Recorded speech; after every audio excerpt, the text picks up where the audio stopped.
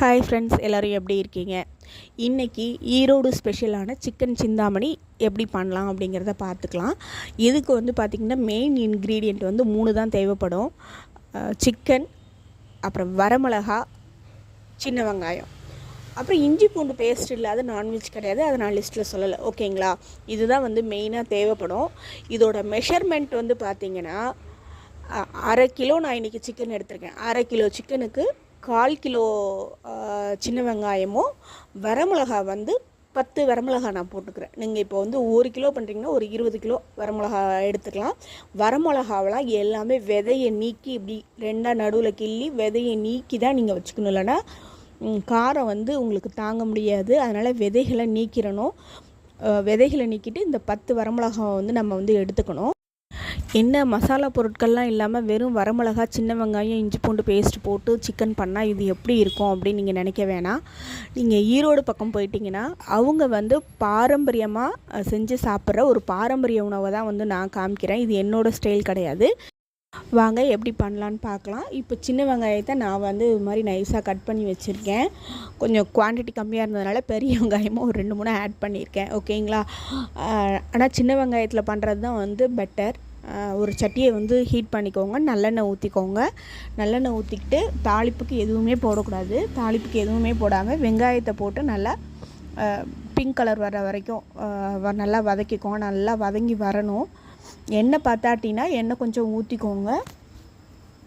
நான் இப்போ எண்ணெய் பத்தாத மாதிரி இருக்குது. ஏன்னா நம்ம வந்து சிக்கனில் தண்ணியே ஊற்ற போகிறதில்ல, வெறும் எண்ணெயில் தான் இது வந்து வேகும். அதுக்காக நம்ம ரொம்ப ஜாஸ்தியாக ஊற்ற வேணாம். இந்த எண்ணெய் வெங்காயம் வதங்குற அளவுக்கு நம்ம எண்ணெய் ஊற்றினாலே போதும். அதில் இருக்கிற வந்து ஈரத்துலேயும் சிக்கன் கொஞ்சம் தண்ணி விடும் இல்லையா, அதுலேயே வந்து வெந்துடும். இப்போ நான் தேவையான அளவு உப்பு போட்டுக்கிறேன். அடுத்து நாம் இஞ்சி பூண்டு இடித்து தான் போடணும். இதுக்கு நம்ம வந்து அரைச்சி போட்டுறக்கூடாது. ஏன்னா அரைச்சி போட்டோம் அப்படின்னா சட்டி அடியில் நம்ம வந்து கொஞ்சம் குறுகுறுன்னு உட்கார ஆரம்பிச்சிடும்.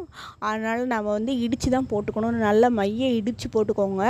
இஞ்சி பூண்டு இடித்தது நம்ம போட்டு நல்லா வதக்கணும். நல்லா வாசனை வரும். வாசனை வந்த உடனே இந்த ஸ்டேஜில் தான் நம்ம வந்து 10 வரமிளகாவை வந்து கிள்ளி வச்சுருக்கோம் இல்லையா, அதை நம்ம போடணும். திரும்பவும் நான் மெஷர்மெண்ட்டு சொல்கிறேன். 1 கிலோவுக்கு 20 மிளகா வரைக்கும் எடுக்கலாம். 1/2 கிலோவுக்கு 10 தான் போடணும். நான் வந்து ஒரு 10 வரமிளகா வந்து கிள்ளி வச்சுருக்கேன். அதை நான் இப்போ போட்டுக்கிறேன். நீங்கள் வெங்காயம் வதங்கிறதுக்கு முன்னாடியே வரமிளகாவை போட்டுட்டிங்க அப்படின்னா வீட்டில் யாருமே இருக்க முடியாது. நெடி பயங்கரமாக அடிக்கும்.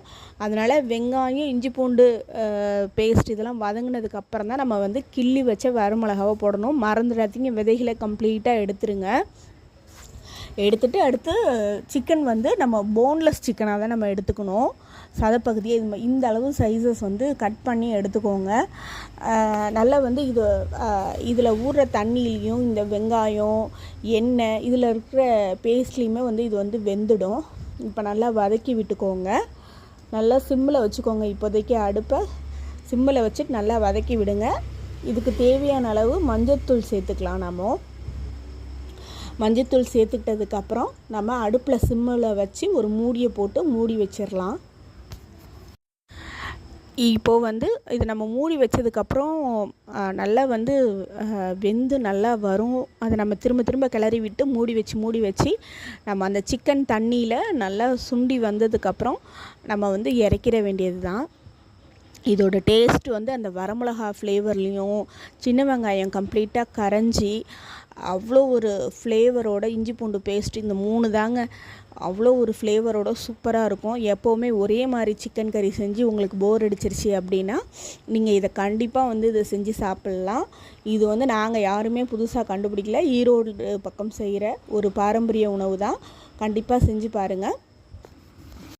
குழந்தைங்க காரம் சாப்பிட மாட்டாங்கன்னு பயந்தீங்க அப்படின்னா மிளகாவை நீங்கள் தேவைக்கேற்ற அளவு நீங்கள் குறைச்சிக்கலாம்.